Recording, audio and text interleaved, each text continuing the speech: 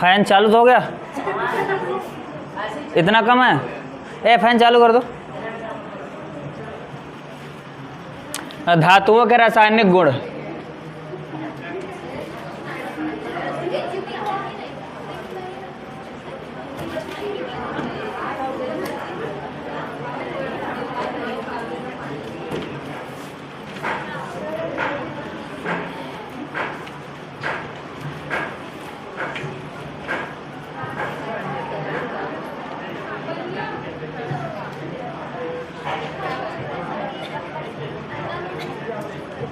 Chemical properties of metal, ठीक है।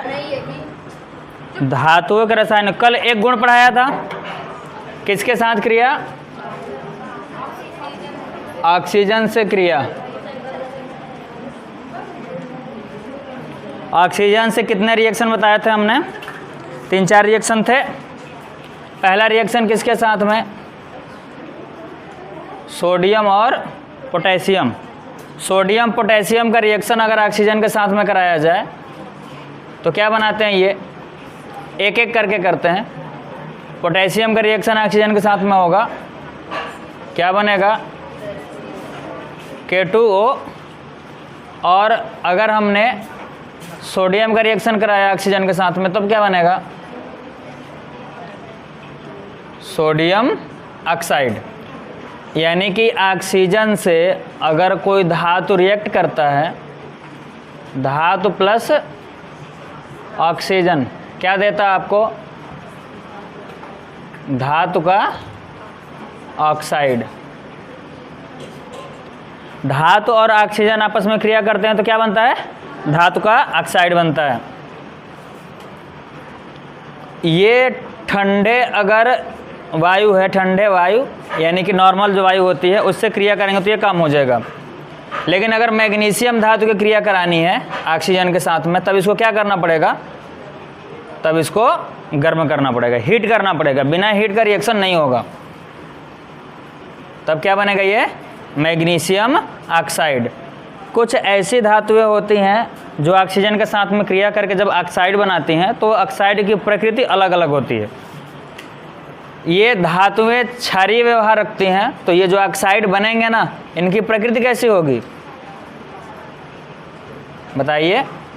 क्षारीय। क्षारीय प्रकृति का मतलब अगर इनका रिएक्शन किसी एसिड के साथ में कराएंगे तो साल्ट बनेगा और वाटर बनेगा। जैसे कि अगर सोडियम के ऑक्साइड का रिएक्शन करा दो आप HCl के साथ में, क्या मिलेगा यहाँ पे?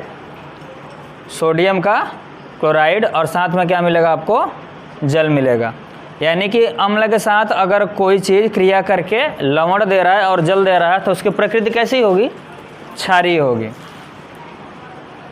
एल्युमिनियम जब क्रिया करता है ऑक्सीजन के साथ में तब क्या बनता है? एल्युमिनियम का ऑक्साइड। और इसकी प्रकृति कैसी होती है? उभयधर्मी होने का मतलब ये है कि ये अम्ल के साथ भी लवण जल देगा और क्षारक के साथ भी क्या देगा? लवण और जल देगा। तो अगर क्रिया कराएं इसका Al2O3 किसके साथ में? HCl के साथ में क्रिया करा दें और इसी के क्रिया कराते हैं किसके साथ में? सोडियम के हाइड्रोक्साइड। अम्ल के साथ क्रिया होगा तो क्या बनेगा? लवण बनेगा AlCl3। और कौन सी गैस बाहर निकलेगी? गैस नहीं बनेगा, क्या बनेगा? पानी बनेगा। यहाँ पर भी क्या बनेगा? सोडियम, एल्युमिनियम और उसके ऑक्सीजन। ऑक्सीजन कितनी संख्या चाहिए यहाँ पे? 1 + चार्ज 3 + चार्ज, तो ऑक्सीजन कितना चाहिए? 2। और क्या बनेगा यहाँ पे? जल बनेगा। इसका नाम क्या है? Sodium Meta aluminate. क्या नाम है इसका? Sodium Meta aluminate. ध्यान दीजिएगा कि ये जो आपका एल्युमिनियम है, अगर आपने इसको खुले वायु में रखा, कैसे वायु में? खुले वायु में अगर आपने इसको रख दिया तो ये ऑक्सीजन के साथ में क्रिया करके जो एल्युमिनियम ऑक्साइड की परत बनाएगा, ये जो परत बनाएगा, तो परत बनाने के बाद में जैसे कि ये एल्युमिनियम का कोई धातु है, कोई धातु नहीं, कोई पदार्थ है, एल्युमिनियम से कवर है ये। तो एल्युमिनियम जब वायु से क्रिया करती है तो यहाँ पर एक परत बन जाएगी, और वो परत किसकी होगी? एल्युमिनियम ऑक्साइड की। और जब एक बार इसकी परत एल्युमिनियम ऑक्साइड बना लेती है तो दोबारा इसके साथ ऑक्सीजन अगर जुड़ना चाहे तो वह नहीं जुड़ सकता और वह धातु बच जाती है। इसको एनोडीकरण कहते हैं। क्या बोलते हैं? एनोडीकरण। आपने संक्षारण पढ़ा है? संक्षारण पढ़ा है आपने ना? धातुओं की परत ऑक्सीजन से क्रिया करके परत दर परत खत्म होती हैं, नष्ट होती हैं, उसको क्या बोलते हैं? संक्षारण बोलते हैं।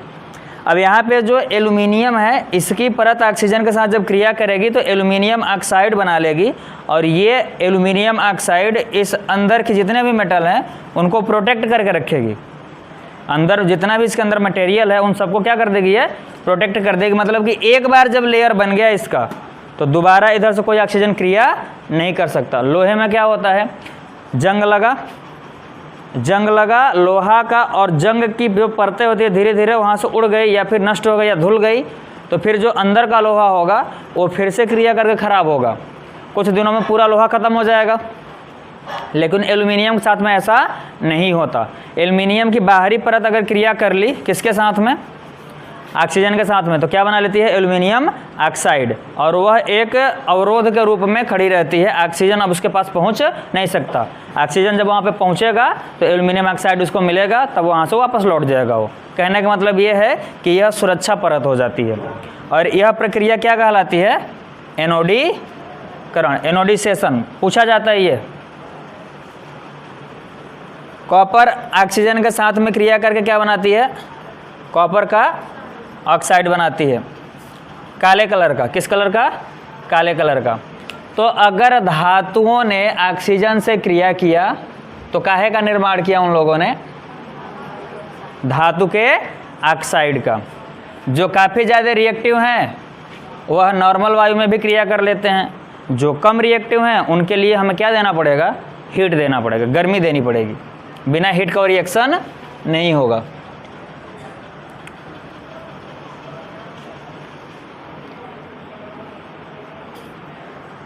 जल के साथ कैसी क्रिया होती है इसकी? ऑक्सीजन से क्रिया हो गई। दूसरी क्रिया किसके साथ? जल के साथ।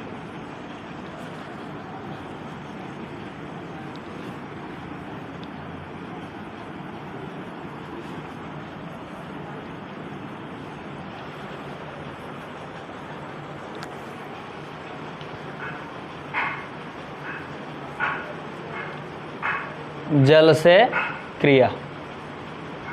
अगर जल के साथ किसी धातु की क्रिया होती है तो दो चीज़ें बनती हैं, धातु प्लस में जल। या तो हाइड्रोक्साइड बनेगा या फिर ऑक्साइड बनेगा। क्या क्या बनेगा? या तो हाइड्रोक्साइड बनेगा या फिर ऑक्साइड बनेगा। और बाहर में कौन सी गैस निकलेगी? हाइड्रोजन गैस निकलेगी। कौन सी गैस निकलेगी? जल का सूत्र H2O है, तो इसमें H शामिल है ना? क्या शामिल है? H। और जब मेटल इसके साथ रिएक्ट करते हैं तब इस हाइड्रोजन को क्या कर देते हैं? वो लोग हटाते हैं। रिएक्टिविटी सीरीज याद है आप लोगों को? बताना जरा तो। Potassium, sodium, calcium, magnesium, aluminium, zinc, iron, tin, lead. और लेड के बाद में यहाँ पर क्या आएगा? बढ़िया सा हाइड्रोजन। एक नया आइटम शामिल कर दिया हमने, टीना शामिल कर दिया यहाँ पे। हाइड्रोजन के बाद में कॉपर, फिर पारा, फिर क्या? चांदी, और लास्ट में सोना और प्लेटिनम। ये क्रियाशीलता श्रेणी है, और नीचे की ओर क्रियाशीलता क्या होगी? घटेगी, घटती क्रियाशीलता। क्रियाशीलता क्या हो रही है? नीचे की ओर कम हो रही है। देखो, अगर हम बात करें सोडियम की और पोटेशियम की, किसकी? सोडियम की और पोटेशियम की, और कैल्शियम की बात कर लेते हैं। किसकी? कैल्शियम की। तो ये तीनों के तीनों इस सीरीज में ऊपर आते हैं और ये काफ़ी ज़्यादा रिएक्टिव होते हैं। तो काफ़ी ज़्यादा रिएक्टिव होने के कारण ये ठंडे पानी से भी क्रिया कर लेते हैं। ये किससे क्रिया करेंगे? ठंडे जल से। किससे क्रिया करते हैं? ठंडे जल से। अगर सोडियम को जल मिल गया, क्या मिल गया? जल, तो वह सोडियम का हाइड्रोक्साइड बना लेगा। क्या बनाएगा? सोडियम का हाइड्रोक्साइड, और बाहर कौन सी गैस मुक्त करेगा? Hydrogen gas. अगर पोटेशियम को भी आपने जल दे दिया, पोटेशियम को क्या दे दिया? जल, तो क्या बनेगा? पोटेशियम का हाइड्रोक्साइड, और साथ में कौन सी गैस बाहर आएगी? हाइड्रोजन गैस बाहर आएगी। अगर कैल्शियम को आपने जल दिया, किसको जल दिया? कैल्शियम को, तो क्या बन जाएगा? कैल्शियम का हाइड्रोक्साइड बनेगा, और कौन सी गैस बाहर आएगी? हाइड्रोजन गैस बाहर आएगी। इन तीनों रिएक्शन में ये जो जल है वह कैसा है? बोलो, ये जल कैसा है? ठंडा है। ठंडे जल से क्रिया हो रही है। ये जो लास्ट वाला रिएक्शन है ना, ये काफ़ी इम्पोर्टेंट है। कैल्शियम जब जल के साथ क्रिया करता है तो जो गैस निकलती है वह गैस आकर के कैल्शियम में चिपक जाती है। ये जो हाइड्रोजन गैस है वो निकल के कहाँ चिपक जाती है? कैल्शियम में। तो कैल्शियम में ये जो बबल लग जाते हैं तो वह ऊपर सतह पर तैरने लगती है। कौन सी गैस? Hydrogen gas. जब आकर किस में लगेगा? कैल्शियम में। तो अगर किसी टंकी में भरा हुआ है, अगर मान लेते हैं कि ये टंकी है और इस टंकी में आपने कैल्शियम डाला है, तो अगर ये कैल्शियम है और यहाँ तक पानी का लेयर है तो इसके नीचे बबल लग जाएंगे, और बबल लगने की वजह से ये क्या होगा? उसकी सतह पे तैरने लगेगा बुलबुले के रूप में। ये सोडियम और पोटेशियम इतने ज़्यादा क्रियाशील हैं कि जब ये रिएक्शन होता है तो वहाँ पे एक चीज़ और निकलती है, और वो जानते हो क्या निकलती है? यहाँ पर भी क्या निकलती है? ऊष्मा बाहर निकलती है। लेकिन इस रिएक्शन में ऊष्मा बाहर नहीं निकलती। ऊष्मा निकलती है लेकिन इतनी ज़्यादा ऊष्मा नहीं निकलती कि वह इस हाइड्रोजन गैस को जला सके। लेकिन इन दोनों रिएक्शन में जो ऊष्मा निकलती है, इस ऊष्मा से यह हाइड्रोजन गैस आग पकड़ लेती है तुरंत। ये जो हाइड्रोजन गैस है ये कैसी गैस है? ज्वलनशील गैस है ना। हाइड्रोजन कैसी गैस है?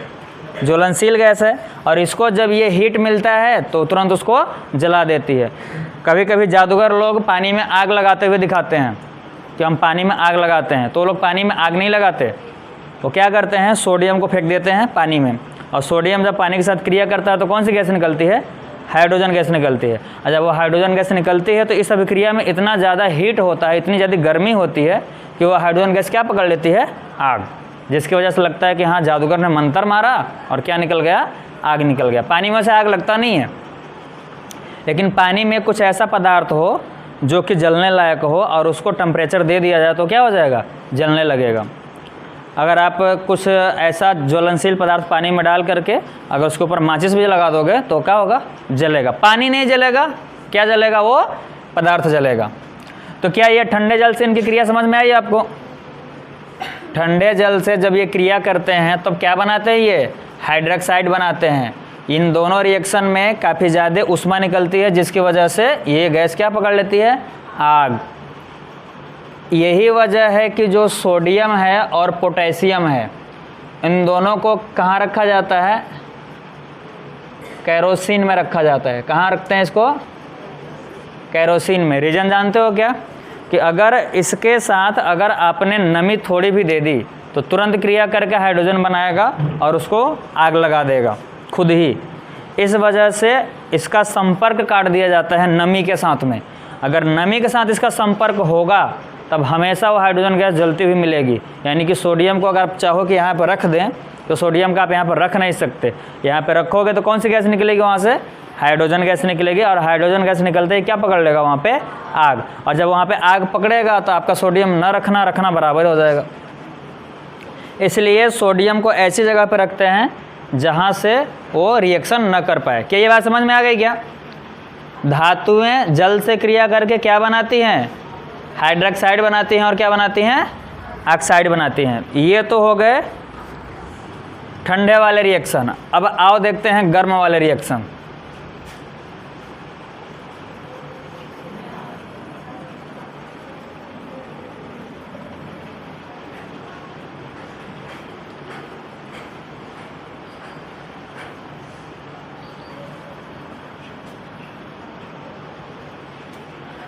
अच्छा, भाप का सूत्र जानते हो कितना होता है?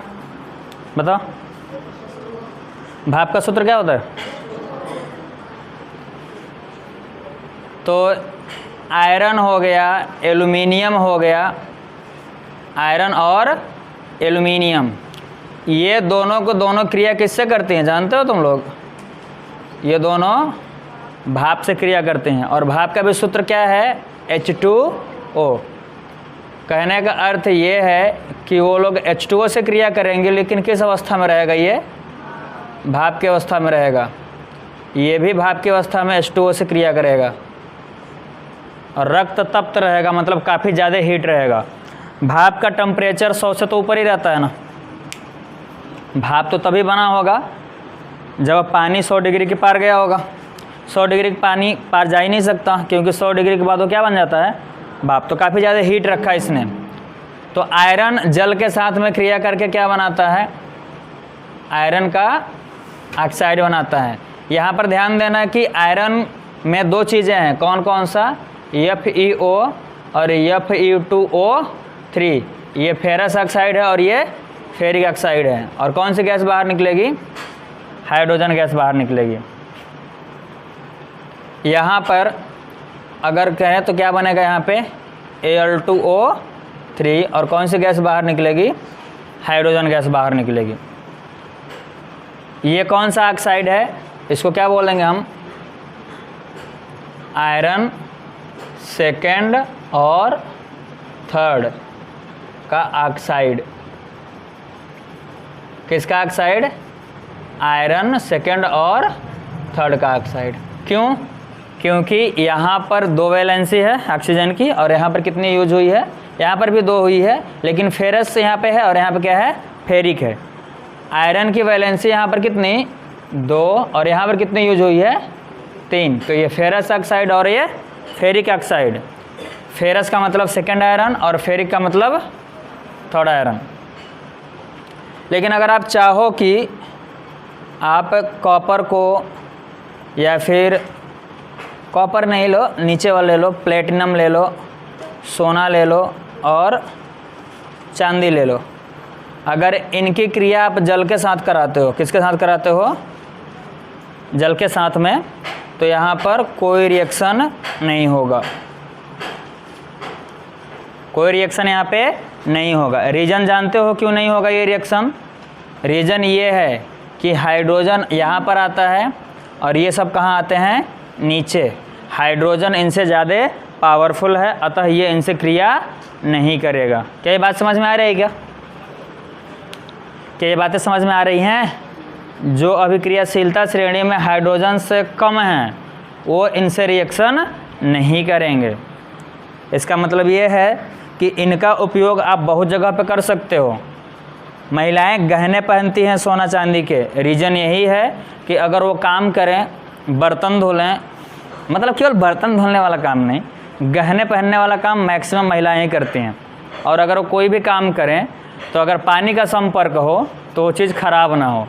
अगर पता चला कि नथनी पहन लिया है, किसका? लोहे का, और लोहे की नथनी पहन के जा रही हैं, बरसात हुआ, शाम को घर पहुंची तो पता क्या चला कि नाक से लाल लाल चीज़ निकल रहा है मूर्छे के रूप में। बात समझ में आ रही क्या? यानी कि लोहे को अगर आपने जल दे दिया तो उसमें क्या लग जाएगा? जंग लग जाएगी ना। तो सोचो कैसा होगा अगर आपने माला पहना, मान लो कोई महिला माला पहनती है लोहे की और 2-4 बार वो बरसात में भीग जाती है, 3 दिन बाद उसका गला एकदम भूरा भूरा कलर का दिखेगा। सोचो क्यों? क्योंकि लोहा क्रिया कर लेगा, किससे क्रिया कर लेगा? जल से। लेकिन जो काफ़ी कम रिएक्टिव हैं, जैसे प्लेटिनम हो गया, चांदी, सोना, ये सब हो गए, तो ये रिएक्शन नहीं करते। किसके साथ रिएक्शन नहीं करते? जल के साथ। इसीलिए इनके क्या बनाए जाते हैं? क्या बनाए जाते हैं इनके? आभूषण बनाए जाते हैं। क्या ये बात क्लियर है? तो आपने दो क्रियाएं देख ली, कौन कौन सी? एक ऑक्सीजन के साथ क्रिया और एक क्रिया किसके साथ? जल के साथ। मैग्नीशियम भी क्रिया करता है, लेकिन गर्म जल से क्रिया करता है। मैग्नीशियम किससे क्रिया करता है? गर्म जल से। मैग्नीशियम को अगर जल दे दो, कैसा जल? गर्म जल, तब जाके ये क्रिया करके क्या बनाएगा? मैग्नीशियम का हाइड्रोक्साइड बनाएगा। और क्या बनाएगा? कौन सी गैस मुक्त करेगा? Hydrogen gas. ध्यान से देखो, जहाँ भाप से क्रिया हुई वहाँ पर क्या बना है? ऑक्साइड बना है। क्या बना है? ऑक्साइड। और जहाँ लिक्विड स्टेट में क्रिया हुई है वहाँ पर क्या बना है? हाइड्रोक्साइड बना है। क्या बात समझ में आ रही है?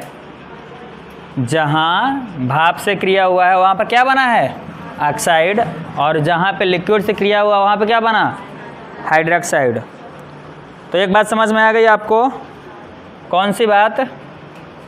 कि जो आपका धातु है वह धातु अगर क्रिया किया किसके साथ में? जल के साथ में, तो क्या बनाएगा? हाइड्रोक्साइड बनाएगा। और क्या बनाएगा? ऑक्साइड बनाएगा। लेकिन अगर उसने क्रिया किया किसके साथ में? वायु के साथ में, ऑक्सीजन के साथ में, तब क्या बनाएगा वो? केवल और केवल ऑक्साइड बनाएगा। ऑक्साइड कितने प्रकार के होते हैं? ऑक्साइड कितने प्रकार के? 3। कौन कौन से? धात्विक ऑक्साइड और अधात्विक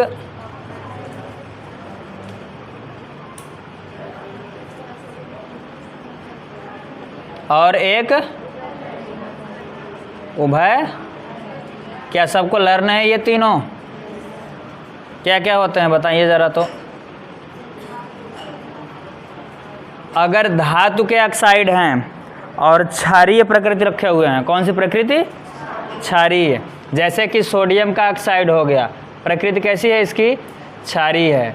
अगर पोटेशियम का ऑक्साइड है, प्रकृति कैसी है? क्षारीय है। अगर ऑक्साइड है मैग्नीशियम का, इसकी भी प्रकृति कैसी है? क्षारीय है।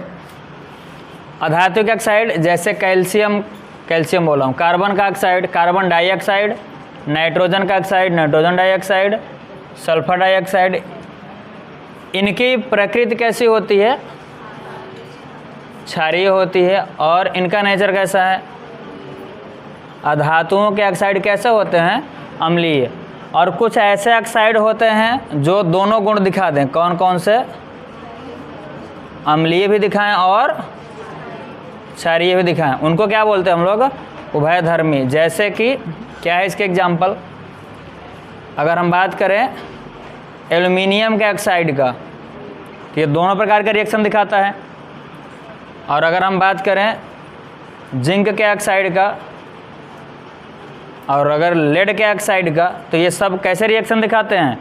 अम्ल के साथ भी वही रिएक्शन करेंगे और क्षार के साथ भी, दोनों प्रकार की क्वालिटी रखते हैं। तो उसको क्या बोलते हैं हम लोग?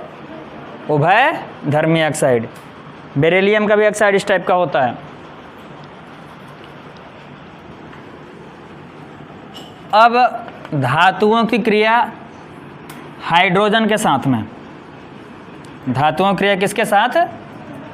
हाइड्रोजन के साथ।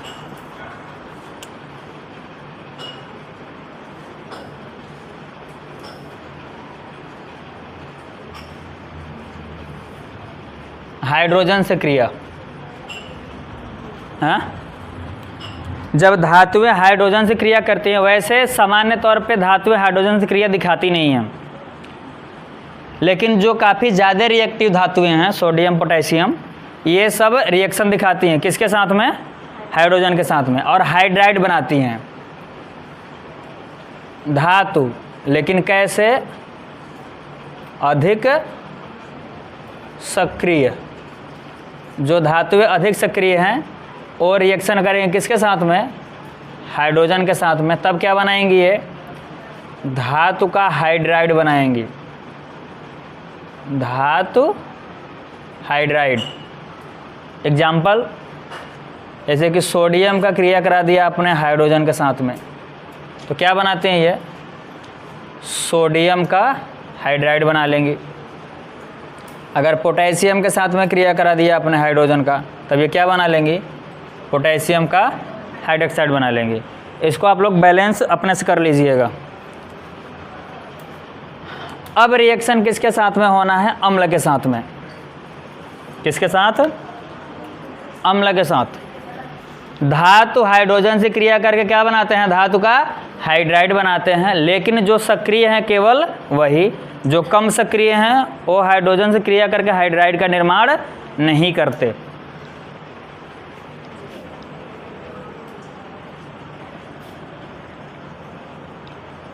आओ आगे चलते हैं। कहाँ पहुँच गए हम लोग, एसिड के पास। कहाँ पहुँच गए, एसिड के पास, तनु अम्ल।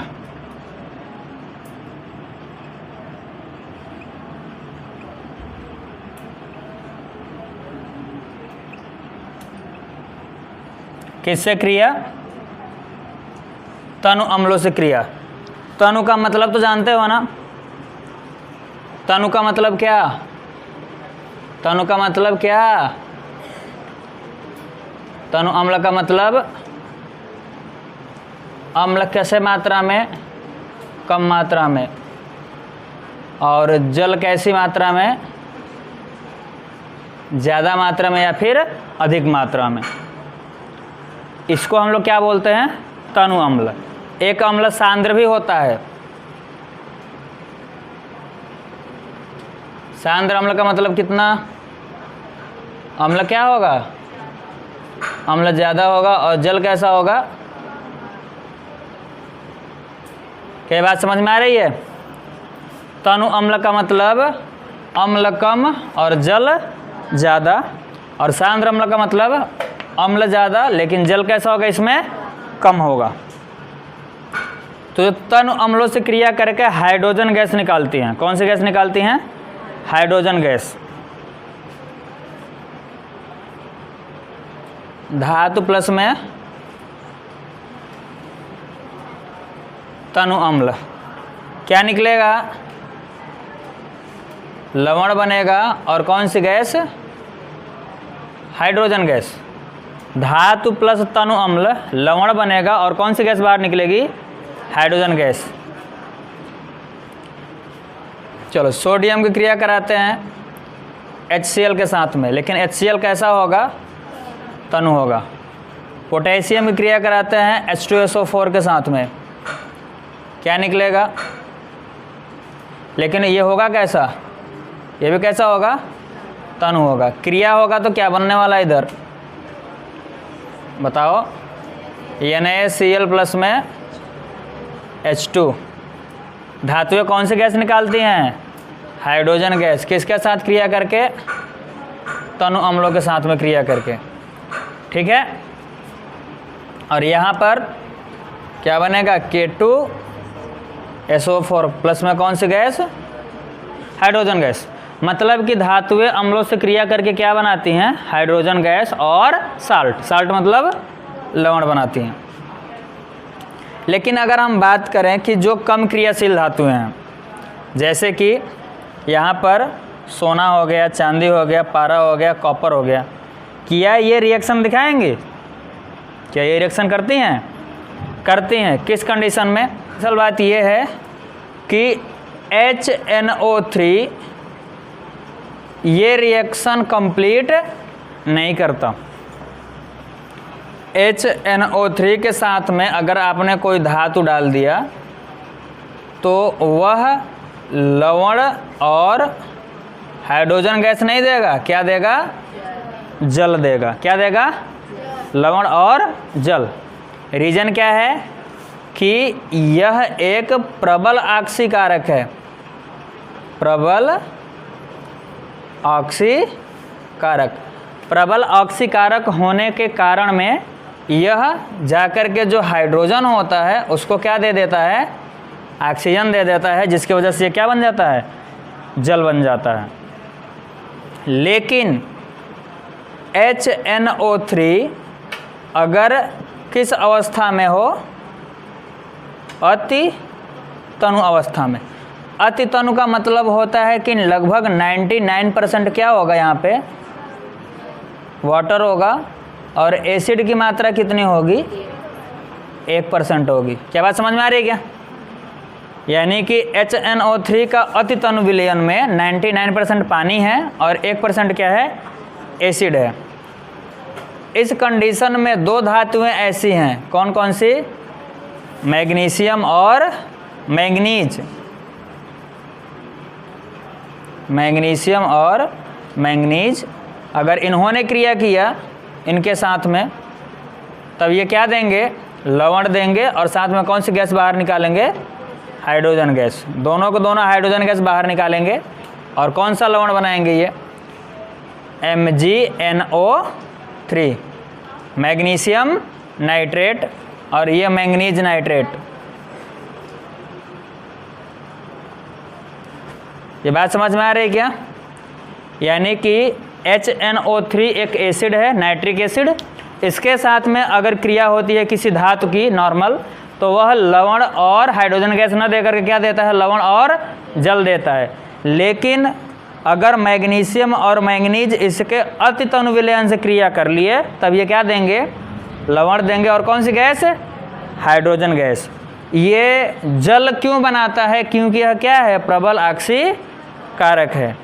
कभी कभी रिएक्शन में ये रिएक्शन सर्वाधिक पूछे जाते हैं।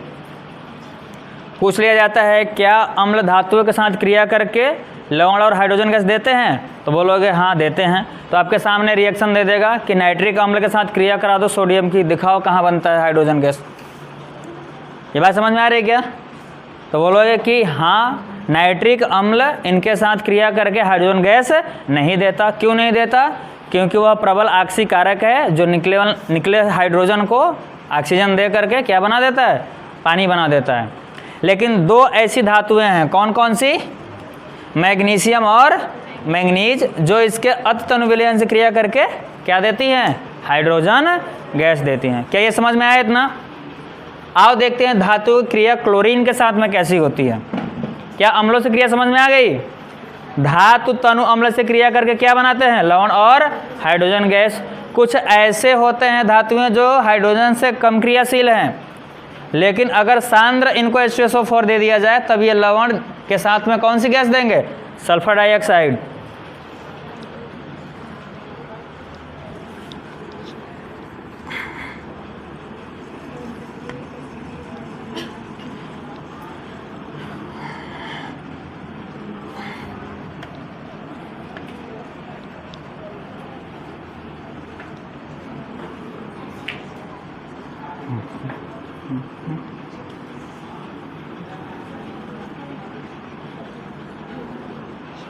रिएक्शन को बारीकी से अध्ययन करना बड़े काम की रिएक्शन है ये।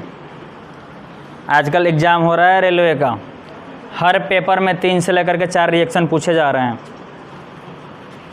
तो अगर आपको रेलवे की भी जॉब करनी हो तो बिना रिएक्शन के आप जॉब नहीं कर सकते, क्योंकि रिएक्शन आएगा नहीं, आपका सिलेक्शन होगा नहीं, और आपका सिलेक्शन होगा नहीं तो आप जॉब कैसे कर, क्या चीज़,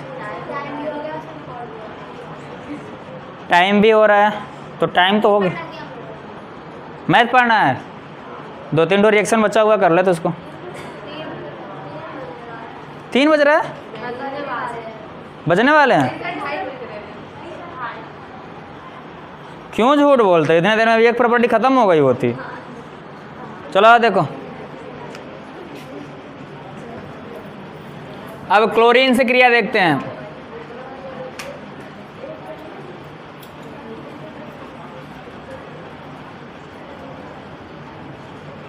किससे क्रिया, क्लोरीन से क्रिया। अभी इससे पहले आपने जो देखा ना एसिड के साथ में रिएक्शन, एसिड में अगर 2 एसिड को मिला दिया जाए, सांद्र HNO3 और सांद्र HCl, अगर इनको 1:3 के अनुपात में मिला दिया जाए तो जो विलयन तैयार होगा ना इनको मिला करके, उसको बोलेंगे हम लोग एक्वारेजिया, अम्लराज। क्या बोलेंगे उसको? अम्लराज। और अम्लराज सुनार यूज करते हैं। कौन यूज करता है? इसके अंदर प्लेटिनम और सोना को गलाने की क्षमता होती है।